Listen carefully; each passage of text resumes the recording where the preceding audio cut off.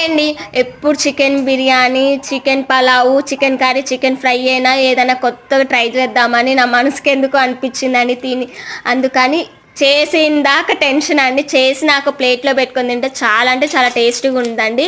ఏం లేదండి, క్లీన్ చేసుకున్న చికెన్ దాంట్లో అల్లం వెల్లుల్లి పేస్టు, ఉప్పు, పసుపు, చికెన్ మసాలా, గరం మసాలా వేసుకొని మ్యాగ్నేట్ చేసుకొని పక్కన పెట్టుకున్నాను.